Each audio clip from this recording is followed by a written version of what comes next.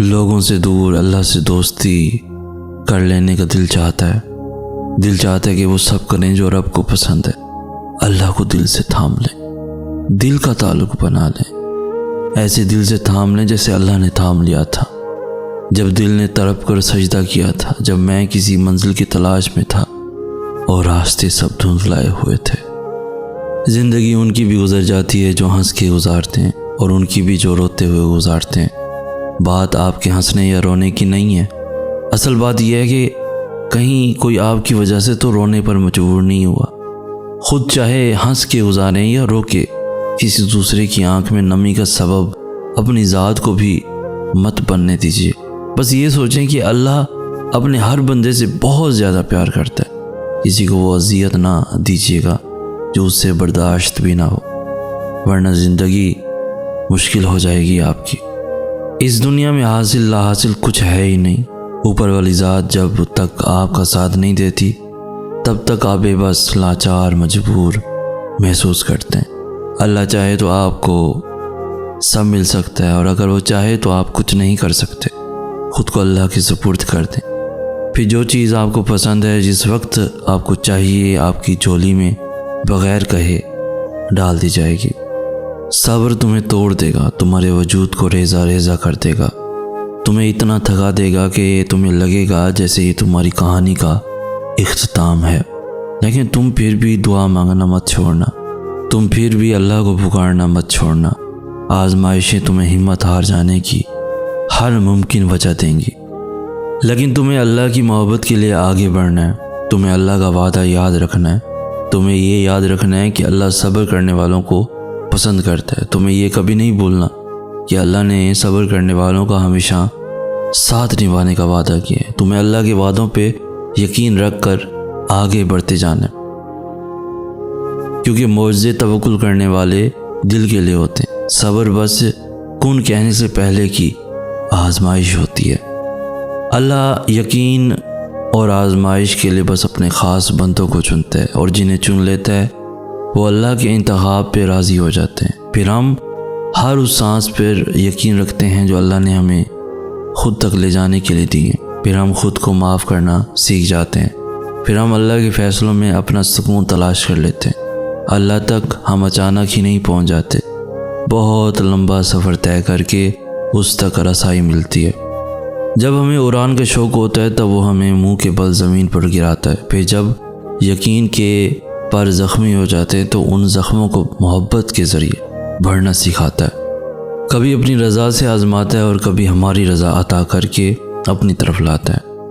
وہ ہم سب کو مختلف ذریعوں سے پرکھتا ہے، آہستہ آہستہ ہمیں اپنی طرف کھینچتا ہے، پڑوں کو نئی پرواز سکھاتا ہے، پھر ایسی اڑان سے نوازتا ہے کہ سارا زمانہ دیکھتا رہ جاتا ہے۔ اس کے جواب میں بھی حکمت ہوتی ہے اور اس کی خاموشی میں بھی۔ تم سنا کرو دل لگا کر جو وہ تمہیں بتاتا ہے۔ دن گزر جائیں گے اور تم ان چیزوں کو ترک کر دو گے جس کی تمہیں عادت ہے، پسندیدہ انسان کو چھوڑ دو گے اور اپنے خوابوں سے دستبردار ہو جاؤ گے، اور بالآخر یہ تمہارا حقیقت قبول کرنے کی طرف پہلا سفر ہوگا۔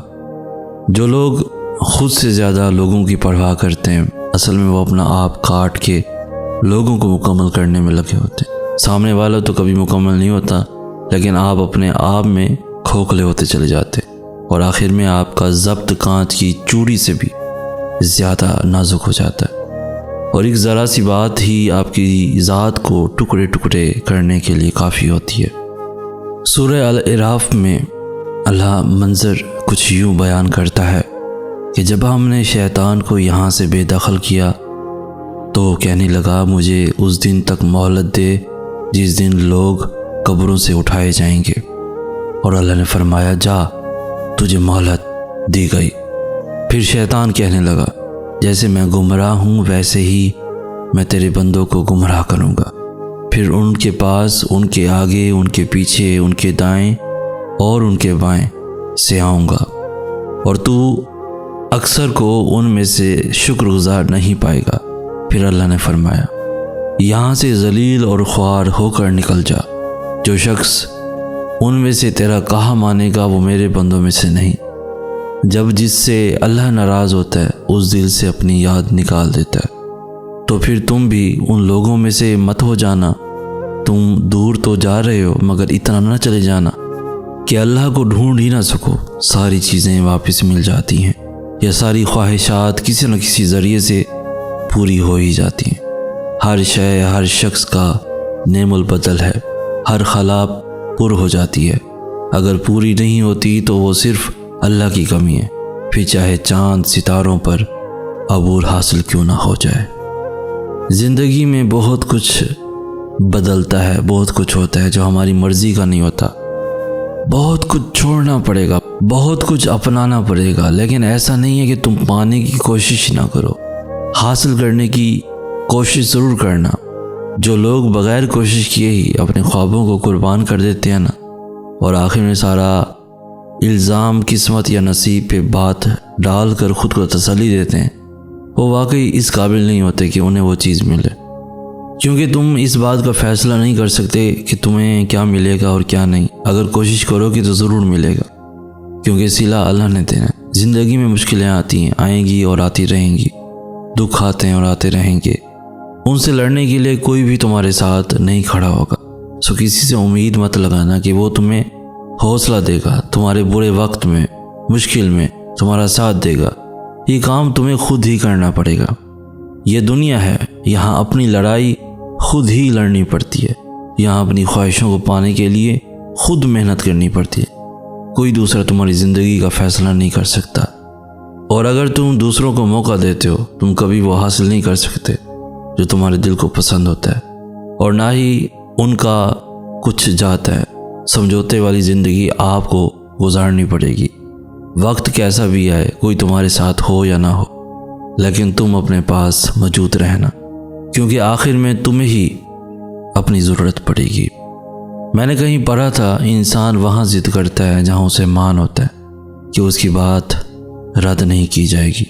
واقعی حقیقت ہے، جب مان ٹوٹ جائیں تو ضد کی جگہ خاموشی لے لیتی ہے، اور پھر انسان خاموشی سے ہر ضد سے دستبردار ہو جاتا ہے۔ وہ سارے لوگ جن کی تمہیں فکر رہتی ہے، کیا انہوں نے تمہیں بنایا ہے؟ کیا انہوں نے تمہارا فیصلہ سنایا ہے؟ کیا اللہ نے ان سے تمہارے لیے مشورہ مانگنا ہے؟ آسمانوں کا رب اپنے بندوں کو مایوس نہیں لوٹایا کرتا۔ انسان گرنے سے پہلے تھام لیا جائے تو شکر کہاں کرتا ہے۔ کبھی کبھی راستوں کو نہیں، خود کو بدلنا بہتر ہوتا ہے۔